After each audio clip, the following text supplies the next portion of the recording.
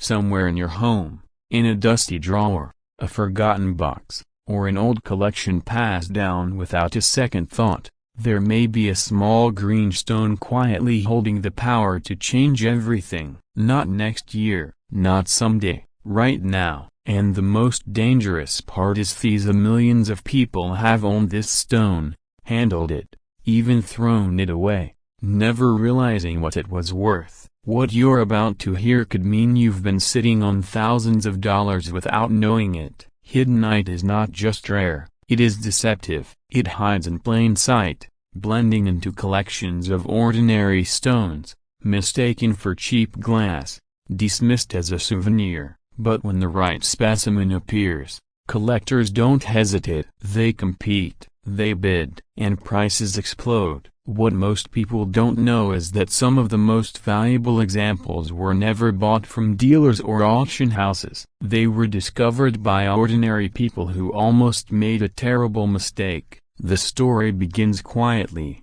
the way these stories always do. A retired school teacher in North Carolina was cleaning out her late grandfather's belongings. He had worked odd jobs, loved the outdoors, and collected rocks for no reason anyone ever understood. In a small cigar box, wrapped in yellowed paper, she found several green stones, dull, uneven, nothing special. She nearly tossed them into the garden as decoration, but something stopped her. A faint flash of color in the sunlight, a green that felt a broken bar different. She held one up to the window, and that's when the story turned. Because that green wasn't just green, it shifted. One angle, it looked pale, another angle, electric, almost alive. She didn't know it yet, but she was holding a piece of American gemstone history, and this is where the mystery deepens. Hiddenite is a variety of spodumene,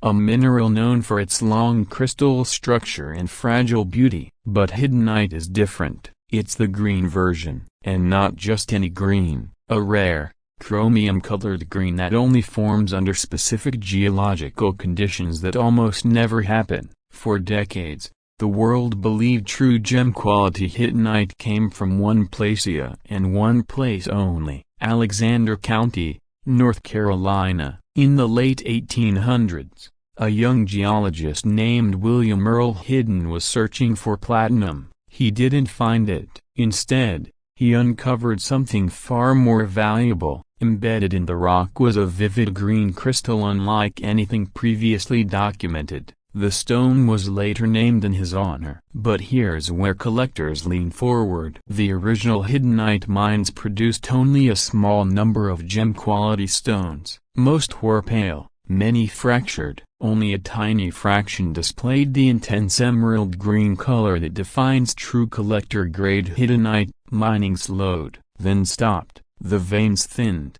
the supply dried up, and quietly, without headlines, hiddenite began its transformation from curiosity to legend. What most people don't know is that for years, hiddenite was mislabeled, misunderstood, and misidentified. Jewelers confused it with peridot, collectors mistook it for green tourmaline, families inherited it and never had it tested, and this is why it still slips through the cracks today. But here's where the story turns shocking. In the late 20th century, green spodumene began appearing from other parts of the world. Brazil, Afghanistan, Pakistan. Beautiful stones, yes, but purists knew the difference. North Carolina hiddenite had a character no other source could replicate, a specific tone, a subtle glow, a geological fingerprint tied to American soil. And collectors pay for that story as much as they pay for the stone itself. So how do you know if what you have is ordinary or extraordinary? True hiddenite ranges from yellow-green to deep emerald green. The most valuable examples show strong saturation without turning dark. Under light, especially natural sunlight, the color can shift slightly, giving the stone depth and life. The crystal structure is elongated, often with vertical striations. It feels lighter than it looks, because spodumene has a lower density than many people expect. Clarity matters. Many hiddenites have inclusions, but the finest stones are clean, transparent, sharp. When faceted, they can rival emeralds in beauty but with far greater rarity, and origin matters more than most people realize. Stones verifiably traced to North Carolina command a premium that can double or triple value instantly, and this is the part collectors never talk about. Some of the most valuable Hiddenite specimens are not cut gems at all, they are rough crystals, untouched, still bearing the marks of the earth. Museums want them, private collectors hunt them, and prices for exceptional rough specimens can soar into the tens of thousands. But value doesn't start there. Smaller faceted Hiddenite, a half a carat, 1 carat can sell for a few $100s if the color is weak, but when the color deepens, when the clarity sharpens, prices climb fast. 1 carat stones with strong color routinely sell for $2,000 to $5,000. Larger stones, 5 carats, 10 carats, they are almost unheard of. When they appear, they don't sit in display cases, they vanish into private collections. And here's the cliffhanger most people miss: Hiddenite is fragile, it cleaves easily. One wrong cut, one careless setting, one drop on a hard flora and the stone can split cleanly in two. That fragility is one reason so few high-quality gems exist today. Many were destroyed before anyone understood their value, which means every surviving example becomes more important with time. This is why collectors are paying more now than ever before. Supply is fixed, no major new American deposits have been found, and demand is rising as collectors shift away from mass-market gemstones towards rare, story-driven stones with provenance and scarcity. And there's another factor few talk about openly. Hiddenite is American. In a market flooded with overseas gems,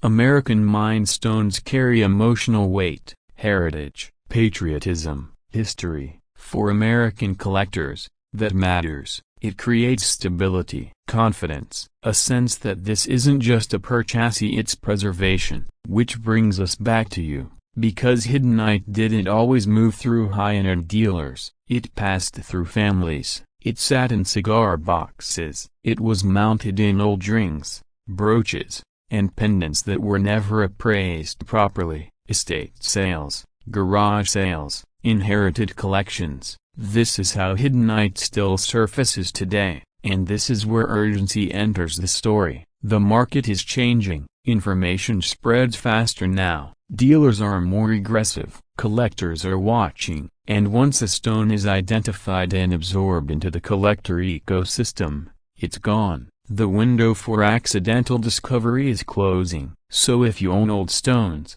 inherited jewelry, mineral collections, or boxes of worthless rocks, this is not the time to ignore them. This is the time to look again, to hold them up to the light, to notice color shifts, to feel weight, to question assumptions made decades ago by people who couldn't have known what we know now. Because wealth doesn't always announce itself, sometimes it hides, quiet, green, waiting, and the people who find it don't find it by luck alone. They find it because they were curious when others were careless, they paused when others tossed things aside, they asked questions when others assumed answers. Hiddenite is not just a stone, it's a reminder that value can be invisible, that history can sit unnoticed, that financial security can come from places no one is looking anymore. Before you dismiss that old stone, before you give it away, before you throw it out, check it,